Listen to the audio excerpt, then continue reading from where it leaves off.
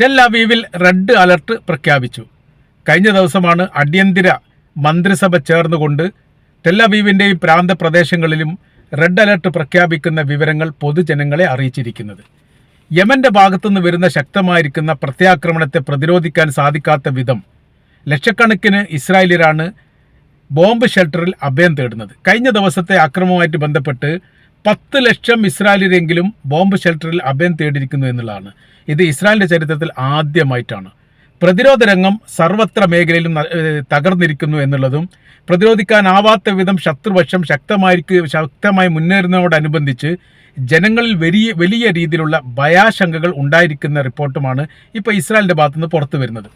പ്രതിരോധവുമായി ബന്ധപ്പെട്ട കാര്യത്തെക്കുറിച്ച് അടിയന്തരപരമായി മീറ്റിംഗ് ചേർന്നുകൊണ്ട് അത് ഏത് തരത്തിൽ ഇനി പ്രതികരിക്കണം അല്ലെങ്കിൽ പ്രതിരോധിക്കണം എന്നതിനെക്കുറിച്ചൊക്കെ വലിയ ചർച്ചകൾ ഇതിനോടനുബന്ധിച്ച് തന്നെ ആരംഭിച്ചിരിക്കുന്നു.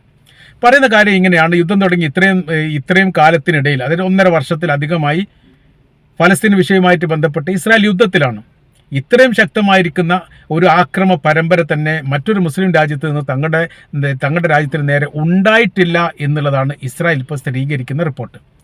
അത് തീർച്ചയായിട്ടും പ്രതിരോധിക്കേണ്ടതാണ് എന്നുള്ളതും ശത്രുപക്ഷത്തെ തകർക്കേണ്ടതാണ് എന്നുള്ളതും അതിനുള്ള എല്ലാവിധ ആസൂത്രിതമായിരിക്കുന്ന നീക്കങ്ങളൊക്കെ ഞങ്ങൾ ആരംഭിച്ചിരിക്കുന്നു എന്നൊക്കെ ഇസ്രായേലിൻ്റെ സർക്കാരിൻ്റെ പ്രതിനിധികളൊക്കെ പറയുന്നുണ്ടെങ്കിലും യഥാർത്ഥത്തിൽ പ്രതിരോധം അവർക്ക് നഷ്ടപ്പെട്ടിരിക്കുന്നു എന്നുള്ളതും യമന് പലതരത്തിലും കരമാർഗവും ആകാശമാർഗവും ഇസ്രായേലിനെ കേന്ദ്രീകരിച്ചുകൊണ്ട് 24 മണിക്കൂറിനിടയിൽ 4-5 തവണ ആക്രമണം നടത്തുന്നതിനാൽ ഷെൽട്ടറിൽ നിന്ന്, അതായത് ബോംബ് ഷെൽട്ടറിൽ നിന്ന് ഇസ്രായേലിയർക്ക് പുറത്തിറങ്ങാൻ പറ്റാത്ത വിധമുള്ള പ്രതിസന്ധി രൂപപ്പെട്ടിരിക്കുന്നു എന്നാണ് അവിടെ നിന്നുള്ള റിപ്പോർട്ട്.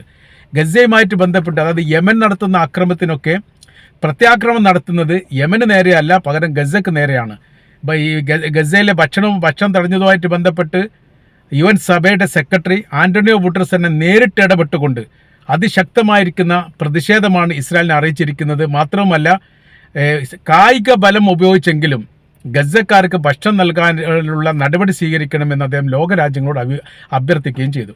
ഇത്രയും മാരകമായിരിക്കുന്ന ഒരു യുദ്ധത്തെ താൻ അഭിമുഖീകരിച്ചിട്ടില്ലെന്നും 21-ാം നൂറ്റാണ്ടിലാണ് ഭക്ഷണവും വെള്ളവും മരുന്നും നൽകാത്ത രീതിയിൽ ഒരു വിഭാഗത്തെ പട്ടിണിക്കിട്ട് കൊല്ലുന്ന ഒരു സാഹചര്യങ്ങൾ ഇസ്രായേൽ സൃഷ്ടിച്ചിരിക്കുന്നത്. യുദ്ധം ചെയ്യേണ്ടത്, യുദ്ധം ആരാണോ പ്രഖ്യാപിച്ചത്, ആർക്കെതിരാണ് യുദ്ധം ചെയ്യുന്നത്, അവരോടാണ് യുദ്ധം ചെയ്യേണ്ടത്, സാധാരണക്കാരോടും സ്ത്രീകളോടും കുട്ടികളോടുമല്ല. ഇത് അംഗീകരിക്കാനോ ന്യായീകരിക്കാനോ പറ്റാത്ത വിധം കടന്നു കൈയാണ് എന്നാണ് UN സെക്രട്ടറിയുടെ ഇസ്രായേലുമായിട്ട് ബന്ധപ്പെട്ട വിഷയത്തെക്കുറിച്ചുള്ള അഭിപ്രായം അദ്ദേഹം പറഞ്ഞത്. ഇപ്പോഴത്തെ നിലവിലെ സാഹചര്യം പറയുന്നു, വലിയ പ്രതിഷേധങ്ങൾ ലോകത്താകമാനം നടന്നതിൻ്റെ അടിസ്ഥാനത്തിൽ കുറഞ്ഞ ട്രക്കുകൾ മാത്രമാണ് ഗസയിലേക്ക് കടത്തിവിട്ടത്. ആ കടത്തിവിട്ടതിനെ പറ്റി പറയുന്നത് സ്പൂൺ ഭക്ഷണം നൽകാൻ മാത്രം ഉതകുന്ന തരത്തിലാണ് ഇസ്രായേൽ ഇപ്പോൾ അതിർത്തിയിൽ നിന്ന് വാഹനങ്ങളെ ഭക്ഷ്യധാന്യങ്ങൾ വഹിച്ചുകൊണ്ട് എത്തിയിരിക്കുന്ന വാഹനങ്ങളെ കടത്തിവിടുന്നത്. 9,000-ത്തിലധികം ട്രക്കുകളാണ് നിലവിൽ ഗസയിലേക്ക് പ്രവേശന അനുമതി കാത്തുകൊണ്ട് റഫേഡ് അതിർത്തിയിൽ നിൽക്കുന്നത്. ഭക്ഷണ വിതരണത്തിൽ അതിനോടനുബന്ധിച്ച് പറയുന്ന കാര്യം, എത്തിയിരിക്കുന്ന ട്രക്കുകളിലുള്ള ഭക്ഷണങ്ങൾ തന്നെ വിതരണം ചെയ്യണമെങ്കിൽ പ്രത്യേകമായിരിക്കുന്ന അനുമതി ഇസ്രായേലിൻ്റെ സൈനികരിൽ നിന്ന് ലഭിക്കേണ്ടതുണ്ട്. അത് ലഭിക്കാത്തതിനാൽ അവിടെ എത്തിയെന്നല്ലാതെ വിതരണം ഇപ്പോഴും ആരംഭിച്ചിട്ടില്ല പല മേഖലകളിലും എന്ന റിപ്പോർട്ടും വരുന്നു. അതിനവർ പറയുന്ന കാര്യം, UN സഭയുടെ പ്രതിനിധികളെ കൊണ്ട് വിതരണം ചെയ്യിപ്പിക്കില്ല എന്നുള്ളതും, ഇത് വിതരണം ചെയ്യേണ്ടത് ഇസ്രായേലി സൈനികരാണ്, അതേപോലെ ഹമാസിൻ്റെ ആളുകളെ കൊണ്ട് വിതരണം ചെയ്യിപ്പിക്കില്ല എന്നുള്ള രീതിയിൽ അല്ലെങ്കിൽ നിലപാടിലാണ് ഇപ്പോൾ യഥാർത്ഥത്തിൽ ഇസ്രായേൽ ഉള്ളത്. അതുകൊണ്ട് വിതരണവുമായിട്ട് ബന്ധപ്പെട്ട വിഷയത്തിലൊക്കെ പ്രതിസന്ധി രൂപപ്പെട്ടിരിക്കുന്നു. അത് വേണ്ട വിധം നൽകാൻ വേണ്ടി സാധിക്കുന്നില്ല. അപ്പോൾ ഭക്ഷ്യവാഹനങ്ങൾ കടത്തിവിടുക എന്നതുകൊണ്ട് തന്നെ വിഷയം അവസാനിക്കുന്നില്ല എന്നുള്ളതും, വിതരണാനുമതി കിട്ടിയെങ്കിൽ മാത്രമേ UN സഭയുടെ ഭക്ഷ്യധാന്യവുമായിട്ട് വിതരണം ചെയ്യപ്പെടുന്ന സംവിധാനത്തിന് വിതരണം നടത്താൻ വേണ്ടിയിട്ട് സാധിക്കുകയുള്ളൂ. അവിടെയും ഇവിടെ പ്രതിരോധം സൃഷ്ടിക്കുന്ന ഒരു സ്ഥിതിയാണ് ഗസക്കകത്തുള്ളത്. മറ്റൊരു ഭാഗത്ത് ഇങ്ങനെ പറയുന്നു, ഗസയിലെ പരമാവധി മേഖലയൊക്കെ പിടിച്ചടക്കുകയും ആ പിടിച്ചടക്കിയ മേഖലയിൽ നിന്നൊക്കെ അന്താരാഷ്ട്ര ചാനലുകളെ റിപ്പോർട്ട് ചെയ്യുന്നത് വിലക്കുകയും ചെയ്തിരിക്കുന്ന റിപ്പോർട്ടും ഇതിനോടനുബന്ധിച്ച് തന്നെ പുറത്തു വന്നിരിക്കുകയാണ്. പറയുന്ന കാര്യം ഇങ്ങനെയാണ്: ഗസയിൽ ഇപ്പം നടക്കുന്ന സംഭവങ്ങൾ ലോകം അറിയുന്നത് മീഡിയകൾ വഴി, അതല്ലെങ്കിൽ സോഷ്യൽ മീഡിയ വഴിയോ പത്രമാധ്യമങ്ങൾ വഴിയാണ്. അതൊരിക്കലും അനുവദിക്കില്ല. അത് അനുവദിക്കുന്നതോടനുബന്ധിച്ചാണ് വലിയ പ്രതിഷേധങ്ങൾ ലോകാടിസ്ഥാനത്തിൽ ഇസ്രായേലിനെതിരെ വരുന്നത്. ആയതിനാൽ അവ തടയപ്പെടേണ്ടതാണ്. അവിടെ നിന്ന് റിപ്പോർട്ട് ചെയ്യണമെങ്കിൽ ഇസ്രായേലിൻ്റെ അനുമതി ഉണ്ടാവുന്ന തരത്തിൽ മാത്രമേ, അതല്ലെങ്കിൽ ഇസ്രായേൽ നൽകുന്ന റിപ്പോർട്ട് മാത്രമേ മീഡിയകളിലോ അല്ലെങ്കിൽ പത്രങ്ങളിലോ കാണാൻ പറ്റൂ എന്നുള്ളൊരു തീരുമാനം ഇസ്രായേൽ സർക്കാർ എടുത്തിരിക്കുന്ന വിവരവും പുറത്തു വരുന്നു. അത് പല മേഖല ഗാൻ യൂനിസിൻ്റെ പല മേഖലകളും ഇപ്പോൾ ഇസ്രായേൽ അധീനതയിലാണ് എന്നുള്ളത് അവർ അവകാശപ്പെടുന്നു. ഈ മേഖലയെ കേന്ദ്രീകരിച്ചുകൊണ്ടാണ് വലിയ രീതിയിലുള്ള ആക്രമ കാര്യങ്ങൾ തന്നെ നടക്കുന്നത്. ഒരു ദിവസം 10 പേരെങ്കിലും മരണപ്പെടുന്ന രീതിയിലുള്ള ശക്തമായിരിക്കുന്ന ആക്രമ പരമ്പര തന്നെ യഥാർത്ഥത്തിൽ ഇസ്രായേൽ ഇപ്പോൾ ആരംഭിച്ചിരിക്കുന്നു. അതിനെ പ്രതിരോധിക്കാനോ പ്രതികരിക്കാനോ സാധിക്കുന്നില്ല. ആകെ യുദ്ധം ചെയ്യുന്നത് യമൻ്റെ ഭാഗത്തുനിന്ന് മാത്രമാണ്. അതാണ് പ്രതിരോധിക്കാൻ വേണ്ടി സാധിക്കാത്തത്. ഇപ്പോൾ അമേരിക്ക ആവശ്യപ്പെട്ടിരിക്കുന്ന കാര്യം ഭക്ഷ്യധാന്യങ്ങൾ വിതരണം ചെയ്യാനും ഭക്ഷ്യധാന്യങ്ങൾ ഈ ഗസയിലേക്ക് എത്തിക്കാനുള്ള സംവിധാനങ്ങൾ ചെയ്യണമെന്ന് ഇസ്രായേലിനോട് ആവശ്യപ്പെട്ടിരിക്കുന്നു. അത് അമേരിക്ക ആവശ്യപ്പെട്ടതായിരിക്കുന്ന റിപ്പോർട്ടാണ് പുറത്തു വന്നത്. യഥാർത്ഥത്തിൽ പരസ്യമായ രീതിയിൽ അമേരിക്ക ഭക്ഷ്യധാന്യങ്ങൾ വിതരണം ചെയ്യാൻ വേണ്ടി പറയുകയും രഹസ്യമായ രീതിയിൽ അത് ചെയ്യേണ്ട കാര്യമില്ല അതും പറയും. രണ്ട് തോടിലും കാലുവെക്കുന്ന പ്രവൃത്തിയാണ് സാധാരണഗതിയിൽ ഇസ്രായേൽ ചെയ്യാറുള്ളത്. അപ്പോൾ ഇപ്പോഴത്തെ നിലവിലെ സാഹചര്യം എന്ന് പറയുന്നത് ഭക്ഷണം നൽകാൻ വേണ്ടിയിട്ട് അറബ് രാജ്യങ്ങളടക്കം ലോകത്തുള്ള പരമാവധി രാജ്യങ്ങൾ തയ്യാറാണ്. അത് റഫേഡ് അതിർത്തി ഇസ്രായേൽ വളഞ്ഞിരിക്കുന്ന അല്ലെങ്കിൽ ഇസ്രായേൽ ഈ ഗസ പ്രവേശന വാതിലുമായി ബന്ധപ്പെട്ട കാര്യങ്ങളൊക്കെ ഇപ്പോൾ ഇസ്രായേലിൻ്റെ അധീനതയിലായതുകൊണ്ട് അവരുടെ അനുമതി ഇല്ലാതെ അകത്തേക്ക് പ്രവേശിക്കാൻ പറ്റില്ല. സൈനികപരമായിരിക്കുന്ന ബലം ഉപയോഗിച്ചുകൊണ്ട് ഈജിപ്തോ അല്ലെങ്കിൽ അമേരിക്കയോ അങ്ങോട്ട് പ്രവേശനം നൽകാനുള്ള സാഹചര്യങ്ങൾ ഉണ്ടാക്കിയില്ല. അങ്ങനെയാവുന്ന സമയത്താണ് ഇവിടെ മരണസംഖ്യ കൂടി വരുന്നത്. 300 ചില്ലാനും കുട്ടികൾ ഇതുവരെ ഭക്ഷണവുമായിട്ട് ബന്ധപ്പെട്ട് മരണപ്പെട്ട രീതിയിലുള്ള റിപ്പോർട്ട് ഇപ്പോൾ പാലസ്തീൻ്റെ ആരോഗ്യ ഡിപ്പാർട്ട്മെൻറ്റ് പുറത്തുവിട്ടു. അത് അത്ര തന്നെയല്ല, അതിൽ കൂടുതൽ ഉണ്ടാവാൻ സാധ്യതയുണ്ട് എന്നുള്ള വിവരങ്ങളും പറയുന്നു.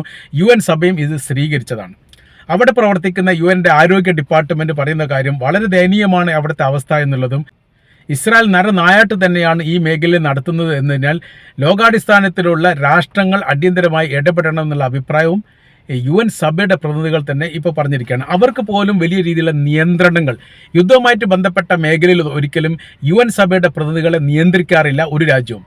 അവരുടെ കാര്യം എന്ന് പറഞ്ഞാൽ അവർ യുദ്ധത്തിലുള്ളവരല്ല, അവിടെ കെടുതി അനുഭവിക്കുന്നവർക്ക് ഭക്ഷണം നൽകുകയോ രോഗസംബന്ധമായിരിക്കുന്ന വിഷയങ്ങൾ ഉണ്ടാവുകയാണെങ്കിൽ അവർക്ക് ചികിത്സാ സംബന്ധമായിരിക്കുന്ന കാര്യങ്ങൾ നൽകുകയോ അത് ലോകത്തോട് പറയുകയോ ചെയ്യുന്ന പണിയാണ് UN സഭയുടെ പ്രതിനിധികൾ ചെയ്യാറുള്ളത്. എന്നാൽ ഇവിടത്തെ സംബന്ധിച്ചിടത്തോളം അവർക്കും വലിയ രീതിയിലുള്ള കടുത്ത നിയന്ത്രണങ്ങൾ ഏർപ്പെടുത്തിയിരിക്കുന്നു എന്നുള്ളതാണ്.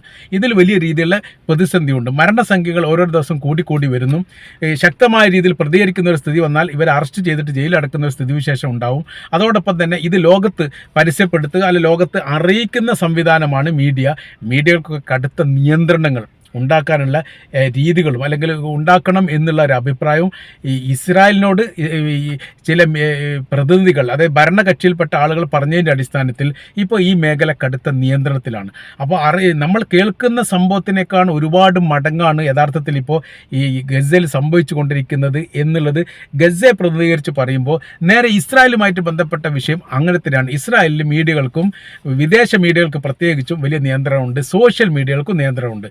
സോഷ്യൽ മീഡിയയുടെ അക്കൗണ്ടുകൾ 100,000 അക്കൗണ്ടുകൾ ഇപ്പോൾ സർക്കാർ പരിശോധിച്ച് വരികയാണ് എന്നാണ്. സർക്കാരിന് വിരുദ്ധ അല്ലെങ്കിൽ ഈ രാജ്യത്തേക്ക് ശത്രുപക്ഷത്തിൽ നിന്ന് വരുന്ന ആക്രമത്തെ നിയന്ത്രിക്കുക അല്ലെങ്കിൽ അത്തരം അക്രമം ഉണ്ടായിക്കഴിഞ്ഞാൽ അത് പരസ്യപ്പെടുത്തുന്ന രീതിയൊക്കെ കടുത്ത ശിക്ഷ അനുഭവിക്കുന്ന സ്ഥിതിയാണ് എന്നുള്ളത് ഇസ്രായേലിൻ്റെ യുദ്ധകാര്യ ഡിപ്പാർട്ട്മെൻറ്റ് തന്നെ പുറപ്പെടുവിച്ചിരിക്കുന്ന പ്രസ്താവനയിൽ പറയുന്നു. അപ്പോൾ നമ്മുടെ രഹസ്യങ്ങൾ നമ്മൾ സൂക്ഷിക്കണമെന്നും അതൊരിക്കലും പുറത്ത് പറയാൻ പാടില്ല എന്നുള്ളത് സോഷ്യൽ മീഡിയക്കും മറ്റുള്ള അന്താരാഷ്ട്ര മീഡിയകൾക്ക് കടുത്ത നിയന്ത്രണം ഏർപ്പെടുത്തി എന്ന് പറഞ്ഞാൽ ഈ സർക്കാർ നൽകാത്ത ഏതെങ്കിലും തരത്തിലുള്ള റിപ്പോർട്ട് അവർ പ്രസിദ്ധീകരിക്കുകയോ അല്ലെങ്കിൽ റിപ്പോർട്ടായിട്ട് പുറത്ത് വിടുകയോ ചെയ്താൽ അവർക്ക് അറസ്റ്റ് ഉണ്ടാവും. ആ ചാനലിനെ ഇസ്രായേൽ നിരോധിക്കുകയും ചെയ്തു. അൽ ജസീറ ചാനൽ ഇതിന് മുൻപ് നിരോധിച്ചതാണ്. അവരോട് പറഞ്ഞത് നിങ്ങളുടെ ഓഫീസ് അടച്ചുകൊണ്ട് എത്രയും വേഗം 24 മണിക്കൂറിനിടയിൽ രാജ്യം വിട്ടു പോകണമെന്നാണ് യുദ്ധത്തോടനുബന്ധിച്ച് തന്നെ അൽ ജസീറ ചാനലിനോട് പറഞ്ഞത്. അൽ അറബിയ ചാനലിനോടും ഇതേ നിലപാട് പറഞ്ഞു. അതിനുശേഷം അവർ ഓഫീസ് കയ്യേറി ഓഫീസിലുള്ള പ്രധാനപ്പെട്ട ഫയലുകളൊക്കെ എടുത്തുകൊണ്ടുപോയി കമ്പ്യൂട്ടർ ലാപ്ടോപ്പൊക്കെ എടുത്തുകൊണ്ടിരിക്കുന്ന വിവരങ്ങൾക്ക് അൽ ജസീറ തന്നെ പുറത്തു വിട്ടിരുന്നു.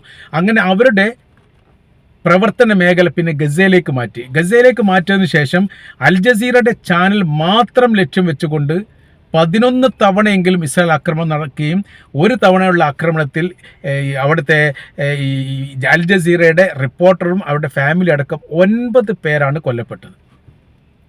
അതിനുശേഷവും റിപ്പോർട്ടുകൾ അവിടുന്ന് മാത്രമാണ് വരുന്നത്. ഇസ്രായേലിനെ കേന്ദ്രീകരിച്ചുകൊണ്ട് ഒരു റിപ്പോർട്ടും പുറത്ത് വിടാത്ത രീതിയിൽ വലിയ രീതിയിലുള്ള പ്രതിരോധം ഇസ്രായേൽ സൃഷ്ടിച്ചിരിക്കുന്നു. ഇപ്പോഴത്തെ അവസ്ഥ പറയുന്നത് ഇസ്രായേലിൻ്റെ അകത്തുള്ള റിപ്പോർട്ടുകൾ അതിനവർ നിയന്ത്രിച്ചിരിക്കുന്നു.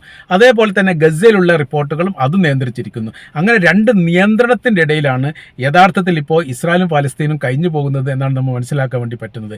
ഇപ്പോഴത്തെ ഏറ്റവും മർമ്മപ്രധാനമായിരിക്കുന്ന വിഷയം, അല്ലെങ്കിൽ ഈ ഇസ്രായേൽ എന്ന് പറയുന്ന രാജ്യം അഭിമുഖീകരിക്കുന്ന ഏറ്റവും വലിയ പ്രതിസന്ധി എന്ന് പറയുന്നത് ഈ യമൻ്റെ ഭാഗത്തുണ്ടായിരിക്കുന്ന അക്രമമാണ്.